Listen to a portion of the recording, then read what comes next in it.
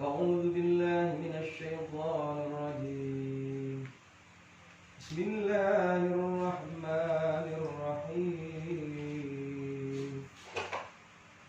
الحمد لله الذي أنزل على عبده الكتاب ولم يجعل له عوجا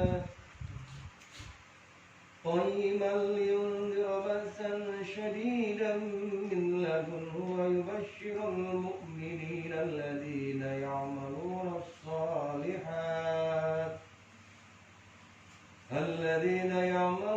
الصالحات أن لهم أجرا حسنا ماكثين فيه أبدا وينذر الذين قالوا اتخذ الله ولدا ما لهم به من علم ولا لآبائهم كبرت كلمة تخرج من أفواههم إن يقولون إلا كذبا فلعلك باخع نفسك على آثارهم إن لم يؤمنوا بهذا الحديث أسفا إنا جعلنا ما على الأرض زينة لها لنبلوهم أيهم أحسن عملا فإنا لجاعلون ما عليها صعيدا جرجا أم حسبت أن أصحاب الكهف والرقيم كانوا من آياتنا عجبا إذ أوى الفتية إلى الكهف فقالوا ربنا آتنا من لدنك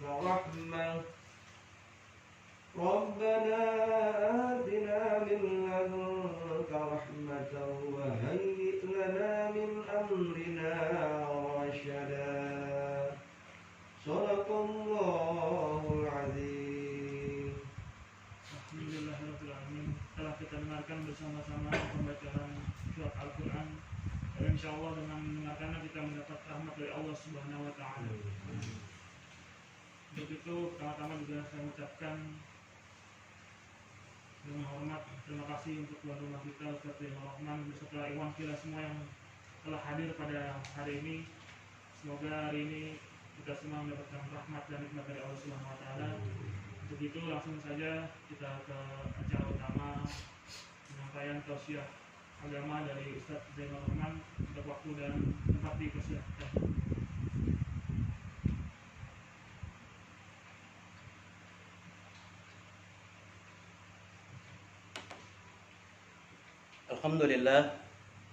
Alhamdulillahil wahidil ahadis samad alladzi lam yalid wa lam yulad wa lam yakul lahu kufuwan ahad.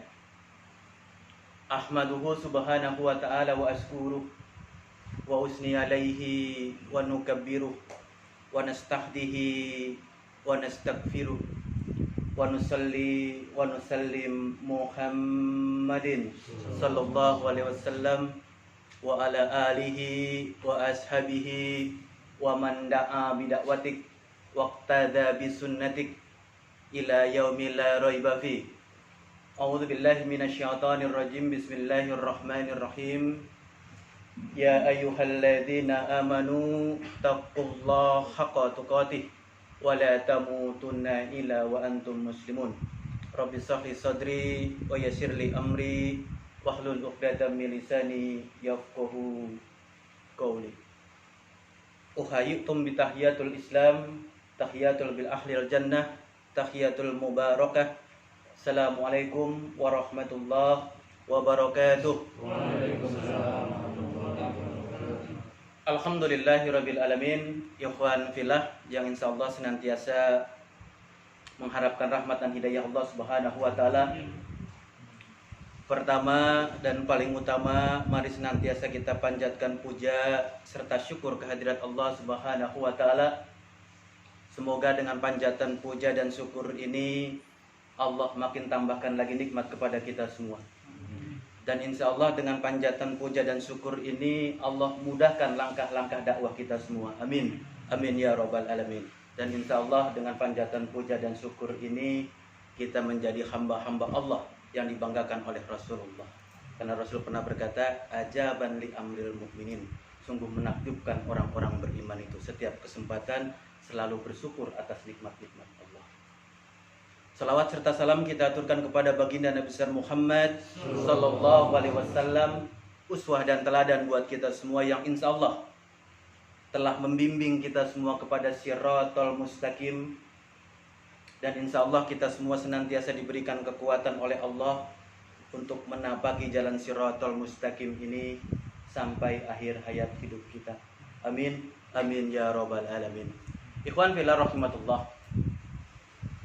Sebelum masuk kepada materi kajian kita hari ini, Ana perlu sampaikan beberapa kaidah, beberapa poin, beberapa adab terkait tolabul ilmi. Karena berapa banyak sekarang orang-orang hadir dalam majelis-majelis ilmu tidak menjadikan hatinya menjadi lembut, bahkan sebaliknya menjadi hati-hati mereka menjadi keras. Berapa banyak orang-orang hadir dalam majelis ilmu, ilmu mungkin dia dapatkan, tapi hanya sekedar untuk bahan perdebatan, pergunjingan dengan orang-orang lain. Berapa banyak orang-orang hadir dalam majelis ilmu, ilmu dia dapatkan, pengetahuan dia dapatkan, tapi belum mampu merubah dirinya menjadi lebih baik. Padahal sejatinya, Allah demi Allah, ilmu tidak akan pernah bermanfaat buat kita semua sampai ilmu itu memberikan manfaat buat kita dan orang lain.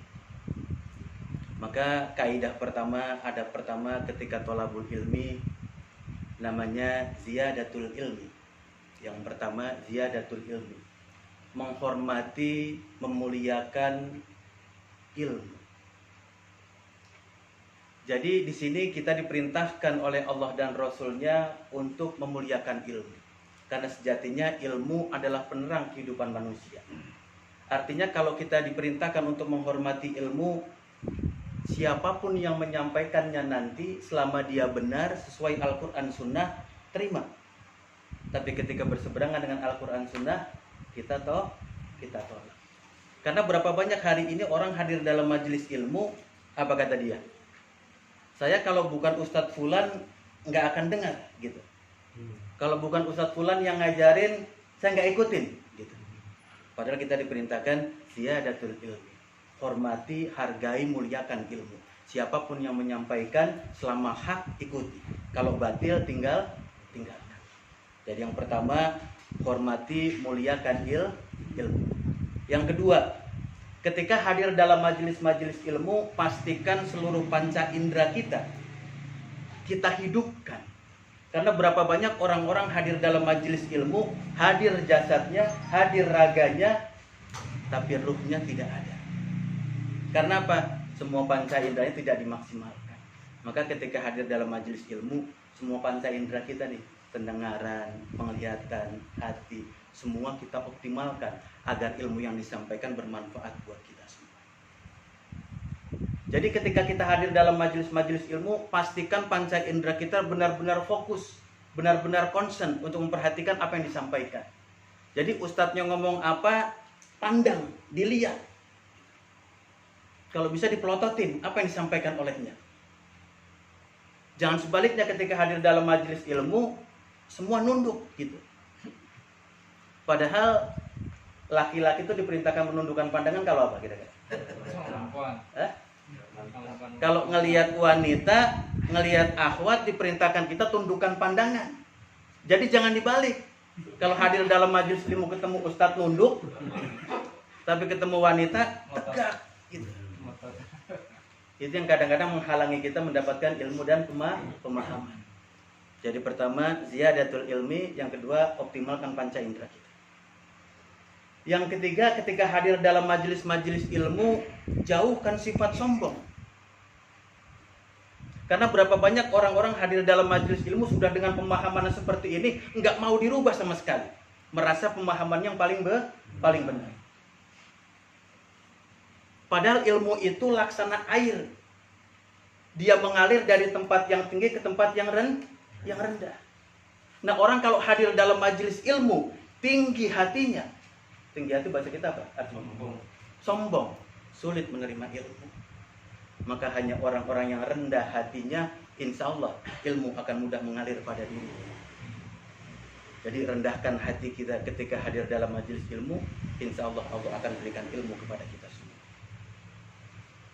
Kemudian yang ketiga, yang keempat, ikhwan sekalian, ketika bicara majelis-majelis ilmu, tolabul ilmi, maka pastikan belajar mencari ilmu, tolabul ilmi bagian dari jihad. Kita menafkahi keluarga jihad, kita berjuang di medan perang jihad, kita mencari ilmu pun jihad. Maka kalau mencari ilmu jihad, ketika kita hadir dalam majelis ilmu, sikap kita gimana kira-kira? Sungguh-sungguh, apalagi kira-kira? Kalau hadir dalam majelis ilmu dan itu bagian dari jihad, kalau kita jihad biasanya gimana?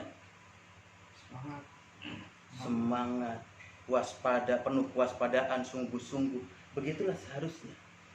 Jadi kalau kita sadar mencari ilmu, talabul ilmi, majelis ilmu adalah bagian dari jihad kita, maka kita harus bersungguh-sungguh, harus benar-benar optimal memberdayakan kemampuan kita yang mungkin cuma 1-2 jam untuk benar-benar kita mendengarkan, menyimak, mudah-mudahan memberikan ilmu buat kita semua. Jadi yang keempat, jauhkan dari sifat sombong. Yang kelima, ketika hadir dalam majelis-majelis ilmu, ini yang paling penting.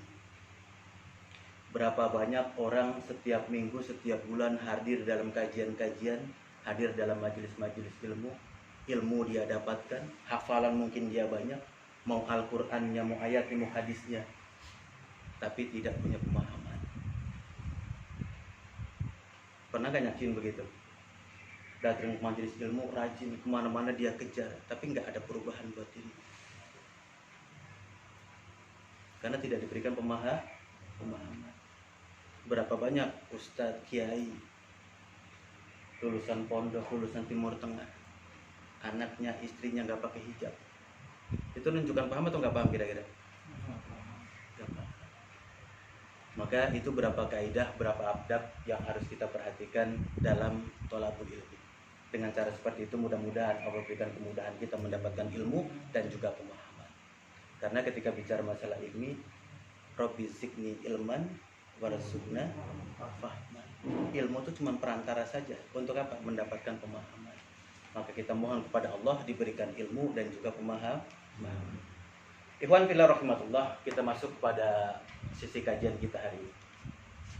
Setiap kita dihidupkan oleh Allah, diberikan kesempatan hidup oleh Allah di dunia, tentu masing-masing kita punya target, punya rencana, punya tujuan. Kalau coba kita tanya semua kita di antara kita, apa tujuan kita hidup ini? Pengen apa sih hidup di dunia ini?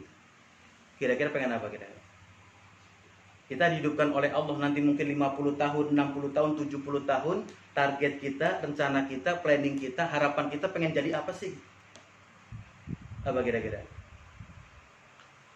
Secara umum, kalau kita bertanya kepada orang-orang pengen apa sih hidup di dunia ini? Semua kita pengen sukses, bahagia. Begitu kira-kira ya? Pengen sukses, pengen bahagia. Bahkan kalau ditanya siapa di antara kita yang ingin hidup di dunia ini bahagia? Tentu jawabannya semua serempak, kita semua ingin menjadi orang-orang yang bahagia. Lalu kalau ditanya adakah di antara kita yang ingin hidupnya sengsara? Ada kira-kira? Kalau ditanya bahagia, hampir semua kita ingin semua kita bahagia. Ketika ditanya apakah ada orang yang hidup di dunia ingin sengsara? Maka satu orang pun mungkin tidak ada yang menjawab ingin atau mau. Tapi pertanyaannya sekarang, banyakkan mana orang bahagia sama orang sengsara kira-kira? Semua pengen nih bahagia gitu kan, hampir semua kita pengen bahagia. Bahkan gak ada satu orang pun yang ingin sengsara hidupnya. Tapi banyakkan mana antara orang bahagia sama orang sengsara? Banyakkan mana kira-kira? Kok tahu? Masalah hidup.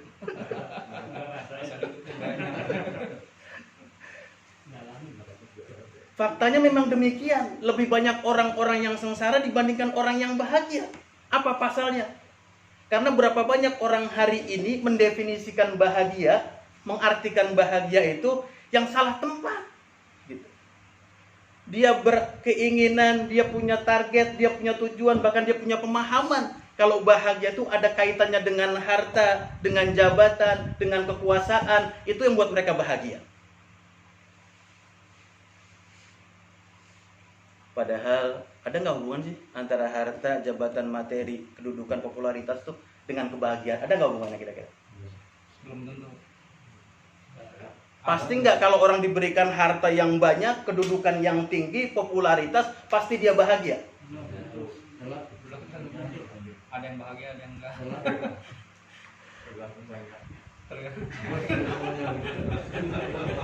Banyak yang kaya, banyak yang usaha. Maka coba kalau kita perhatikan ya, banyakkan orang-orang yang depresi, banyakkan orang-orang yang tertekan dalam kehidupannya, merasa sulit dalam kehidupannya, tidak sedikit mereka diberikan materi yang banyak. Gitu. Malah kalau kita lihat negara gitu ya, negara yang tingkat depresi paling tinggi mana? Yang orangnya banyak akhirnya bunuh diri, gantung diri, itu negara mana? Sekarang ini antara Jepang dengan Korea balap-balapan nih. Salip-salipan, kadang juara 1, kadang juara 2, ganti-gantian dia, juara 3 Amerika, gitu. Padahal mereka negara-negara maju, harta diberikan, materi diberikan, bahkan dunia diberikan oleh Allah. Tapi mereka depresi, mereka stres, maka tidak sedikit mereka bunuh diri. Jadi orang yang diberikan harta banyak, enggak bahagia, gitu. Terus yang enggak punya harta gimana kira-kira? Hah? Ini orang diberikan harta banyak nih, enggak bahagia. Yang enggak punya harta kira-kira gimana?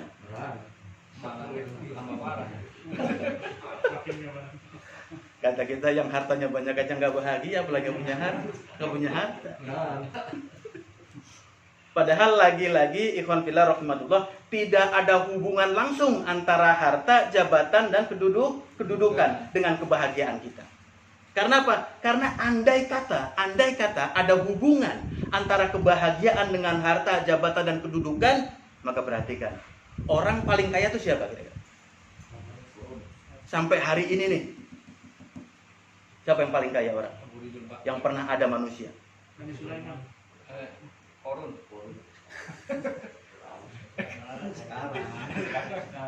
Coba kita ukur aja lah dari dulu sampai sekarang kira-kira. Insya Allah Korun mewakili. Gitu. Yang disebutkan dalam sirah-sirah itu perbendaharaan kekayaannya, gudang-gudang emas dan permatanya, itu kuncinya nggak kuat diangkut oleh keledai.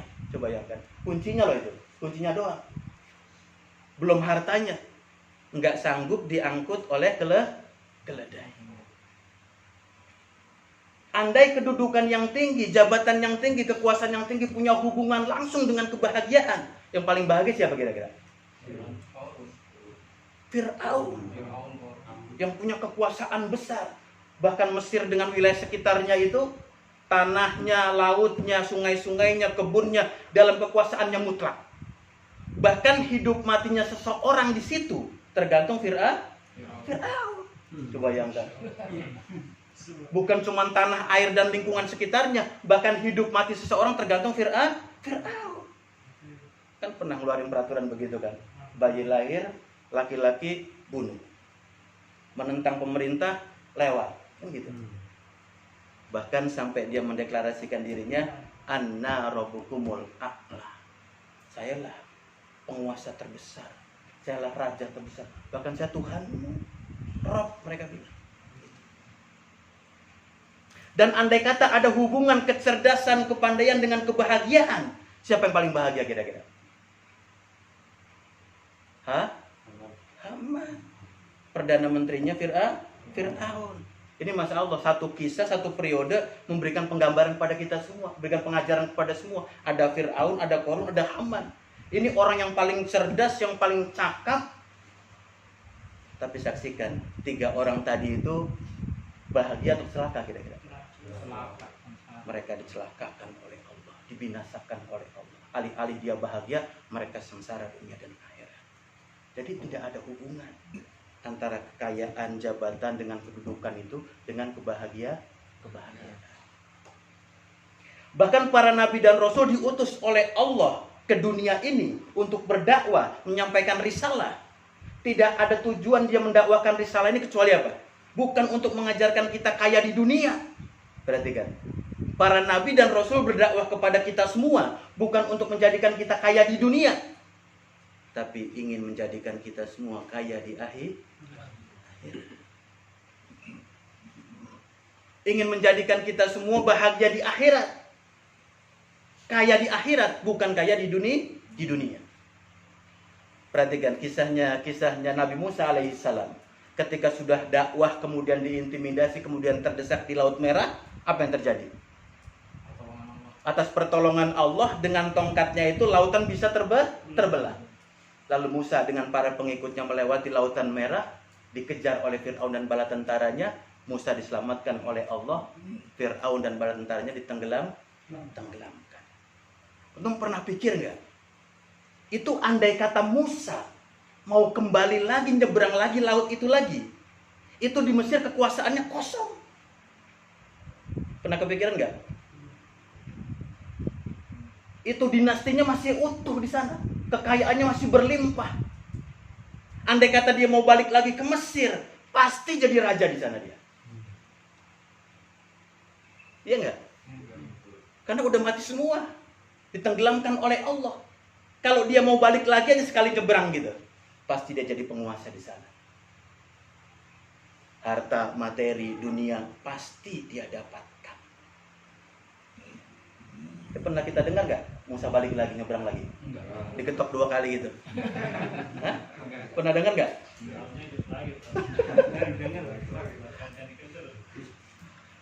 balik lagi kira hidup lagi. Itu dia. Lalu apa yang dilakukan oleh Musa setelah dia diselamatkan oleh Allah? Dia kembali ke Mesir kah? Atau dia kemana kira-kira? Dia mengikuti perintah Allah, pergi hijrah ke Palestina. Enggak ngejar materi, enggak ngejar dunia, enggak ngejar jabatan. Padahal kalau mau sekali ngetok segitu lagi mah jadi kuasa dia. Sekali ketok aja, jadi dia. Tapi kalau Kalau sekarang perlu kampanye, perlu sebar-sebar uang kan. Musa tinggal ketok sekali lagi jadi raja dia kalau mau. Tapi karena bukan itu dakwah para nabi dan rasul, Musa tidak balik lagi ke Mesir. Tapi dia hijrah ke Palestina. Bahkan baginda besar Nabi Muhammad SAW ketika dia berdakwah sudah mulai besar dakwahnya, mulai gerah kafir-kafir Quraisy, dihampiri paman Rasulullah, apa kata mereka? Wahai paman Muhammad, dakwah Muhammad sudah sedemikian besar, coba stop, coba hentikan dakwahnya. Kalau dia mau harta, kami bisa kumpulkan semua harta kami, penguasa-penguasa kami, lalu kami bagi 2. 1 buat kami, 1 buat Muhammad. Bahkan kalau Muhammad mau wanita-wanita yang cantik, kami kumpulkan semua wanita cantik dari Jazirah Arab, kami berikan semua kepada Muhammad. Bahkan andai kata Muhammad mau menjadi penguasa, menjadi raja, kami siap hari ini juga melantik Muhammad sebagai pimpinan kami. Enak kan ditawarin begitu kira-kira? Itu udah lengkap semua tuh. Ya, harta dikasih, wanita dikasih, jabatan dikasih. Apalagi yang kurang coba?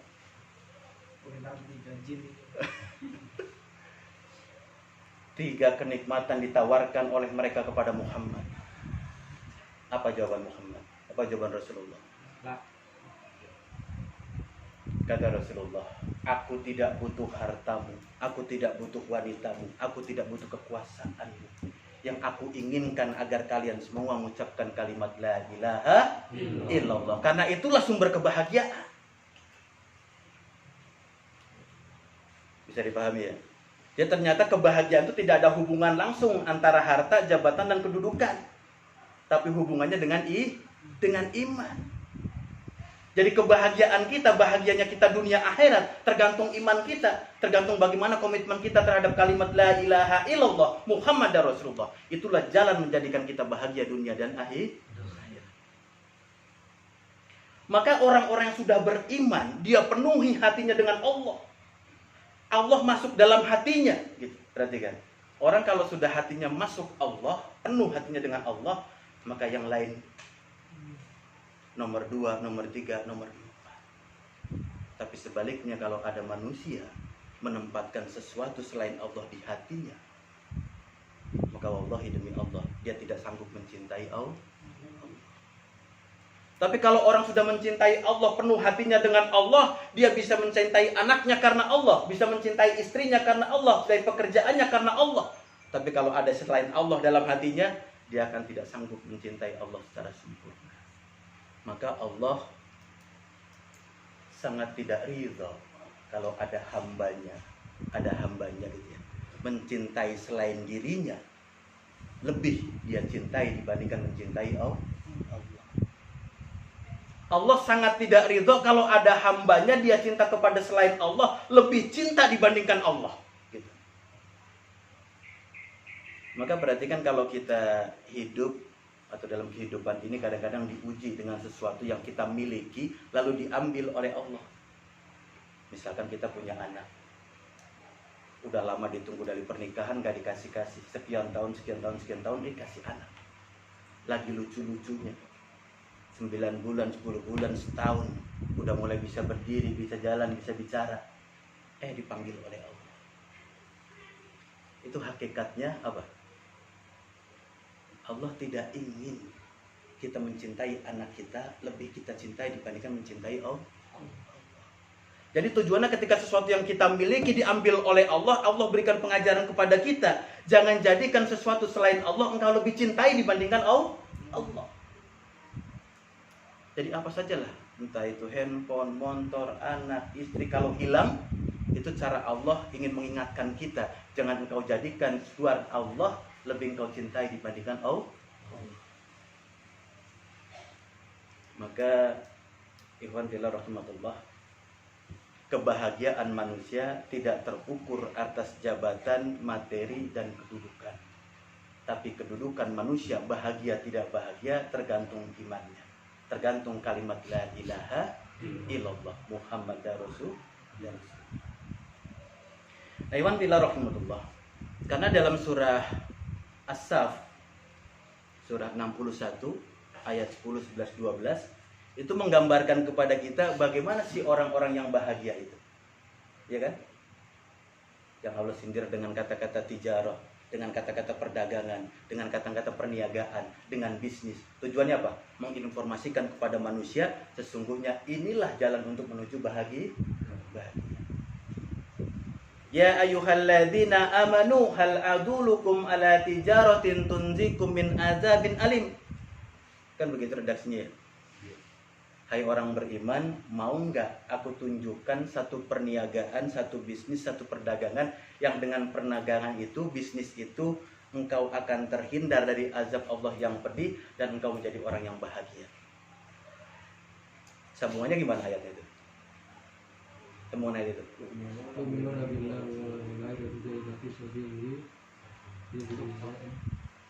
Dan begitulah jalan untuk menggapai kebahagiaan. Tu'minuna billah wa rasul, ya kan? Jadi jalan untuk terhindar dari azab Allah yang pedih dan menjadikan kita bahagia itu beriman kepada Allah dan Rasulnya. Maka yakfir lakum dunubakum wa yudkhilkum jannah tajri min tahtihal anhar wa masakin thayyibatu fi jannati adn dzalikal fawzul adim. Dzalikal fawzul adim, itulah kebahagiaan yang hakiki, gitu kata Allah. Jadi kebahagiaan yang sekarang kita pahami, harta, jabatan, kedudukan, rubah karena itu semua salah. Karena Allah katakan kebahagiaan kita tergantung iman kita kepada Allah dan Rasulnya. Bahkan dengan iman kita kepada Allah dan Rasulnya, ditempatkan kita kepada tempat yang tinggi, Jannah Aden. Diampuni segala kesalahan kita, dosa kita, khilaf kita. Dan itulah dzalikal fawzul adim. Itulah kebahagiaan yang hakiki. Jadi bahagia tidak bahagianya kita tergantung iman kita, tergantung kalimat la ilaha illallah Muhammadar Rasulullah. Lalu sekarang iman yang seperti apa yang bisa menghantarkan kita menjadi orang yang bahagia? Kan kita sudah pelajari di awal tadi, yang menjadikan kita bahagia itu iman. Yang membahagiakan kita itu kalimat la ilaha illallah Muhammadar Rasulullah. Lalu iman yang seperti apa? Keimanan yang seperti apa yang bisa menjadikan kita bahagia dunia dan akhirat? Atau bagaimana cara beriman yang benar itu agar kita bahagia? Nah, ini kajian kita utama di sini. Bukan sekedar iman. Iman semua orang paham, iman penting. Walaupun kadang-kadang ketika dijabarkan lebih dalam, akhirnya nggak paham. Jadi kebahagiaan tergantung iman kita. Maka bagaimana beriman yang benar itu? Maka sering Ana sampaikan, beriman itu bukan bagaimana biasanya, tapi bagaimana benarnya. Kalau bagaimana biasanya tinggal ikuti orang di luar sana, sudah beriman anggapan kita. Tapi beriman itu harus bagaimana benar, bukan bagaimana biasa. Maka disinilah pentingnya kajian kita hari ini, bagaimana kita beriman yang benar, agar dengan iman yang benar itu menghantarkan kita bahagia dunia dan akhirat.